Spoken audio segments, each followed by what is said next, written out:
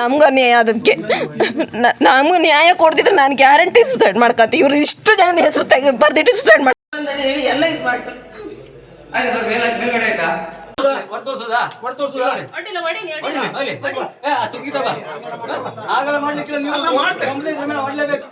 ನಮ್ಮ ಹಕ್ಕನ್ನ ನಾವು ಕೇಳ್ತಿದ್ದೇವೆ.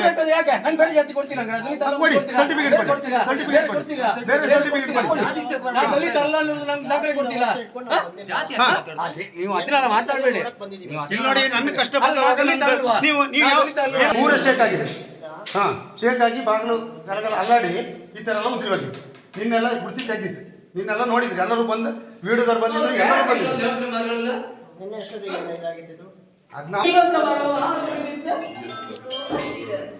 6 ದಿನ ಆಯ್ತು.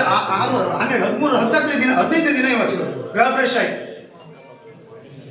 ಟೋಟಲಿ ಡ್ಯಾಮೇಜ್ ಬಂದಿದೆ ಇಲ್ವಾ?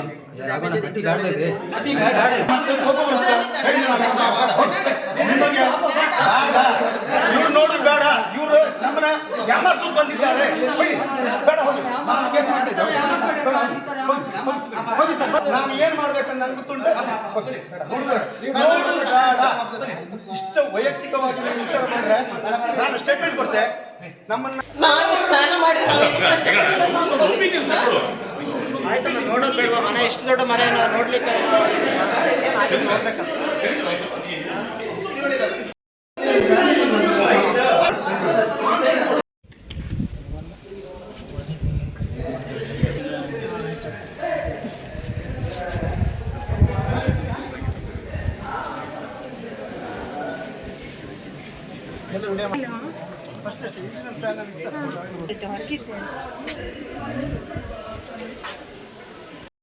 ಹೇಳಿ ಎಲ್ಲ ಇದು ಮಾಡ್ತಾರೆ. ಮೇಲ್ಗಡೆ ಆಯ್ತಾ?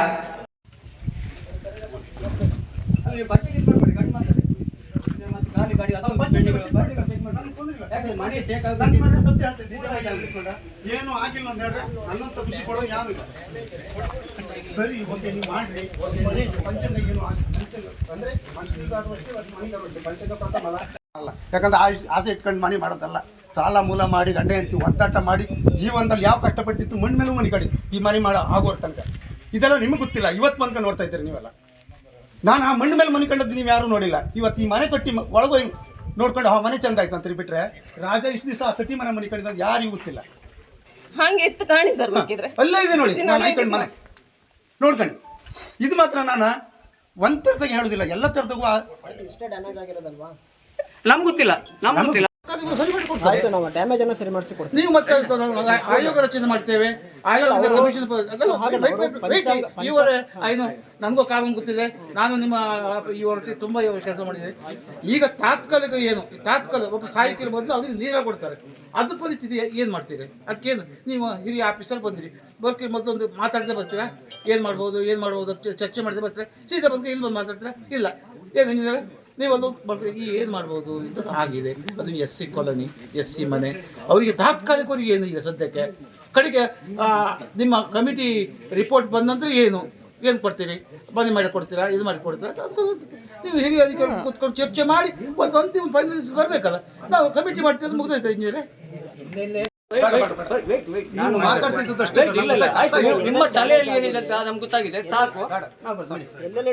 ಹೇಳಿ, ನಿನ್ನೆ 5 ಗಂಟೆಗೆ ಇಲ್ಲಿ ಅನಧಿಕೃತ ಬೋರ್ವೆಲ್ ತೋಡಿ ಯಾರಿಗೂ ತಿಳಿದೆ ಸರ್ಕಾರಿ ಪಂಚಾಯತಿನ ವ್ಯವಸ್ಥೆಯಲ್ಲಿ ಅವರು ನಂಗೆ ಗೊತ್ತಿಲ್ಲ ಅಂತ ನಿನ್ನೆ ಸ್ಟೇಟ್ಮೆಂಟ್ ಕೊಟ್ಟಿದ್ದರೆ, ಇವತ್ತು ಉಳಿದ ಅಧಿಕಾರಿಗಳೆಲ್ಲ ಬಂದು ನಮಗೆ ಆಶ್ವಾಸನೆ ಕೊಡ್ತೆ ಅಂತ ಹೇಳ್ತಾಯಿದ್ರೆ ನಮಗೆ ಯಾವ ಆಶ್ವಾಸನೆಗಳು ಬೇಡ.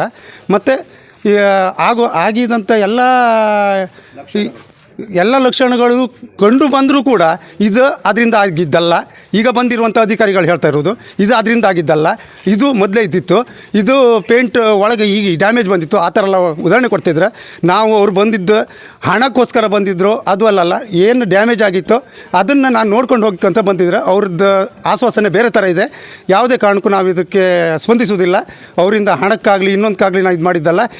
ಬೋರ್ವೆಲ್ ಬರೀ ಮನೆಯಿಂದ 6ನೇ ತಾರೀಕು ಓಪನ್ ಆಗಿರುವಂಥ ಮನೆಯಿಂದ 25 ಮೀಟ್ರಲ್ಲಿ ಬೋರ್ವೆಲ್ ತರಿಸಿದ್ದ ಕಾನೂನು ಪ್ರಕಾರ ತಪ್ಪಾಗಿದ್ದರೂ ಕೂಡ ಈ ಅಧಿಕಾರಿಗಳು ಹೇಳ್ತಾರೆ ನೀರಿನ ವ್ಯವಸ್ಥೆ ಮಾಡೋದಕ್ಕೋಸ್ಕರ ಅವ್ರು ಕಲಿದೇ ಹೇಳ್ತಾಯಿದ್ರು ನಂಗೆ ಗೊತ್ತಿಲ್ಲ.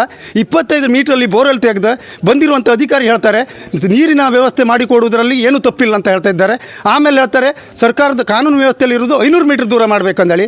ಇದು ಹಾಗಾದರೆ ನಾನು ಒಂದು ದಲಿತ ಮನೆ ಕಟ್ಟಿದ ಅಂತ ಹೇಳು ಅದಕ್ಕೋಸ್ಕರನೇ ಇವರು ನನ್ನ ಮನೆ ಉದುರಿಸಿ ಹೋಗಿದ್ರಾ? ಪ್ರಶ್ನೆ ನಂದು ಹಾಂ. ಹಾಗಾಗಿ ನಾನು ಹೇಳ್ತಾ ಇದ್ದೆ ಇದಕ್ಕೆ ಯಾವುದೇ ಕಾರಣಕ್ಕೂ ನಾನು ಇನ್ನು ಯಾವ ಆಕಾಂಕ್ಷೆನೂ ಅಲ್ಲ. ನಾನು ಅವ್ರ ಮೇಲೆ ಕೇಸ್ ಮಾಡ್ತಾ ಇದ್ದೇನೆ. ನನ್ನ ಮುಂದೆ ಕಾನೂನೇ ನನ್ನ ದೇವರೊಂದು ಎಣಿಸ್ಕೊಂಡಿದ್ದೆ. ಏನಾಗುತ್ತೋ ಆಗಿ ಹೋಗಲಿ. ನಿನ್ನೆ ರಾತ್ರಿಯಿಂದ ನೀವು ಇಲ್ಲಿ ಇದ್ರ ಬಗ್ಗೆ ಚರ್ಚೆ ಆಗ್ತಿದೆ. ಈ ಬಗ್ಗೆ ಸಂಬಂಧಪಟ್ಟ ಅಧಿಕಾರಿಗಳು ಯಾರ್ಯಾರು? ನಿನ್ನೆ ಪಂಚಾಯತ್ನವರು ನನಗೆ ಏನೂ ಸಂಬಂಧ ಇಲ್ಲ ಅಂತ ಅವ್ರು ಬಂದಿದ್ದು ಬಿಟ್ಟಿದ್ರೆ ಇವತ್ತು 10 ಗಂಟೆ ಬರ್ತೇವೆ ಅಂದ್ರೆ ಕಾನೂನಲ್ವಾ ಕಾಯ್ತಾ ಇದ್ದೇನೆ. 10:15 ಆಯಿತು, 10 ಮುಕ್ಕಾಲಾಯ್ತು, ಈಗ 11 ಗಂಟೆ ಆದರೂ ಬಂದು ಹೇಳಿರೋದು ಇದು ಅದ್ರ ಡ್ಯಾಮೇಜ್ ಅಲ್ಲ, ಇದು ಇದ್ರ ಡ್ಯಾಮೇಜ್ ಅಲ್ಲ. ಹೊಸ ಮನೆ ಕಟ್ಟಿ 14-15 ದಿನಕ್ಕೆ ಪೂರಾ ಡ್ಯಾಮೇಜ್ ಬರೋದಾದರೆ ನಾವು ಸಾಲ ಸೂಲ ಮಾಡಿ ಮನೆ ಕಟ್ಟಿ ಏನು ಬೆಲೆ ಉಂಟಾ? ಹಾಂ, ಏನಾದ್ರು ಬೆಲೆ ಉಂಟಾ?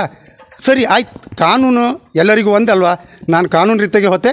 ಇವರಿಂದ ಯಾವ ಆಕಾಂಕ್ಷೆ ನಾನು ಆಸೆ ಪಡೋದಿಲ್ಲ. ನಾನು ಕಾನೂನು ರೀತಿಯಾಗಿ ಹೋಗ್ತಾಯಿದ್ದೆ. ನನಗೆ ಯಾರು ಆಶ್ವಾಸನೆ ಕೊಡೋದು ಬೇಡ. ಈಗ ಮುಂದಿನ ನಡೆ ಸ್ಟೇಷನ್ಗೆ ಹೋಗಿ ನಾನು ಕಂಪ್ಲೇಂಟ್ ಮಾಡ್ತಾ ಇದ್ದೇನೆ. ಪಂಚಾಯತು ಈ ಅವರು ಮತ್ತು ಈ ನೀರಾವರಿಗೆ ಸಂಬಂಧಪಟ್ಟ ಅಧಿಕಾರಿಗಳ ಮೇಲೆ ಎಲ್ಲರ ಮೇಲೂ ಕಂಪ್ಲೇಂಟ್ ಕೊಡ್ತಾ ಇದ್ದೇನೆ. ಒಂದು ಗಂಟೆ ಎಷ್ಟಾಯಿತು? 11:35, 12:15 ಒಳಗೆ ನಾನು ಕಂಪ್ಲೇಂಟ್ ಮಾಡ್ತೇನೆ. ದಲಿತ ಅನ್ನೋದಕ್ಕೋಸ್ಕರ ಈ ಅಧಿಕಾರಿಗಳು ನನಗೆ ಅನ್ಯಾಯ ಮಾಡ್ತಾ ಇದ್ದಾರೆ. ಅದಕ್ಕೋಸ್ಕರ ದಲಿತ ದೌರ್ಜನ್ಯ ಅಂತ ಕೇಸ್ ಕೊಡ್ತಾ ಇದ್ದೇನೆ. ನಮ್ಗೆ ಅನ್ಯಾಯ ಅದಕ್ಕೆ ನಮ್ಗೆ ನ್ಯಾಯ ಕೊಡ್ತಿದ್ರೆ ನಾನು ಗ್ಯಾರಂಟಿ ಸುಸೈಡ್ ಮಾಡ್ಕೊತೀನಿ. ಇವ್ರು ಇಷ್ಟು ಜನದ ಹೆಸರು ಬರ್ದಿಟ್ಟು ಸುಸೈಡ್ ಮಾಡ್ಕೊತೀನಿ. ಎಂತಕ್ಕಂದ್ರೆ ನಾನು ಸಾಲ ಮಾಡಿದ್ದೆ. ನಂಗೆ ಸಾಲ ಕೊಟ್ಟಿದ್ರು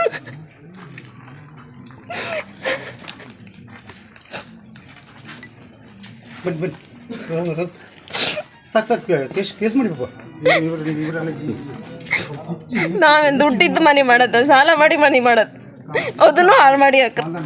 ಇನ್ನು ಮಕ್ಳ ಭವಿಷ್ಯ ಕಮ್ದ, ನಾವು ಸಾಲ ತೀರ್ಸ್ಕೊಂಬ, ಮನೆ ಸರಿ ಮಾಡ್ಕೊಂಬ.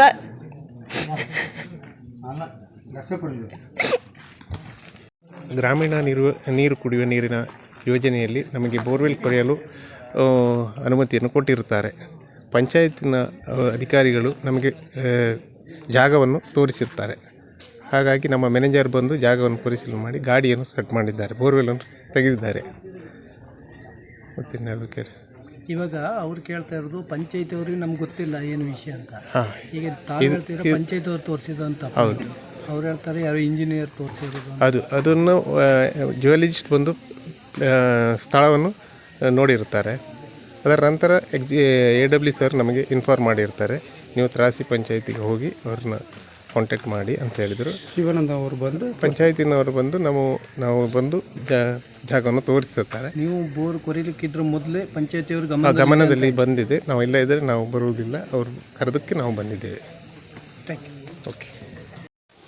ಅದೇ ಮನೆ ಹತ್ರ ಏನು ಬೋರ್ವೆಲ್ ತೋಡಿದ್ದಾರೆ, ಅದರಿಂದ ಡ್ಯಾಮೇಜ್ ಆಗಿದೆ ಅಂತ ಹೇಳಿದರು, ಕಂಪ್ಲೇಂಟ್ ಮಾಡಿದರು ನಮಗೆ. ಅದ್ರ ಚೆಕ್ ಮಾಡಲಿಕ್ಕೆ ನಾವು ಇವತ್ತು ಬಂದಿದ್ವಿ. ಚೆಕ್ ಮಾಡಿದ್ವಿ, ಮನೆಯಲ್ಲಿ ಒಂದು 2-3 ಕಡೆ ಡ್ಯಾಮೇಜ್ ಆಗಿ ಕಾಣ್ತಾ ಇದೆ.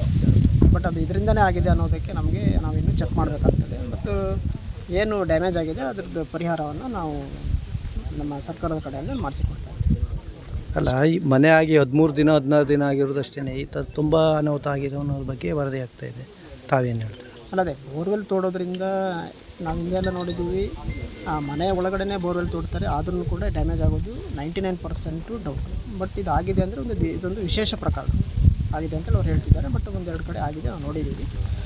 ಬಟ್ ಅದೇನು ಡ್ಯಾಮೇಜ್ ಆಗಿದೆ ಅದನ್ನು ನಾವು ನಮ್ಮ ಪರಿಶೀಲನಾ ತಂಡದಿಂದ ವೆರಿಫೈ ಮಾಡಿಸಿ ಎಷ್ಟು ಡ್ಯಾಮೇಜ್ ಆಗಿದೆ, ಎಷ್ಟು ಪರಿಹಾರ ಕೊಡಬೇಕು ಅನ್ನೋದನ್ನು ನಿರ್ಧಾರ ಮಾಡಿ ನಾವು ಅವರಿಗೆ ಪರಿಹಾರದ ವ್ಯವಸ್ಥೆ ಮಾಡ್ತೇವೆ ಅಷ್ಟೇ.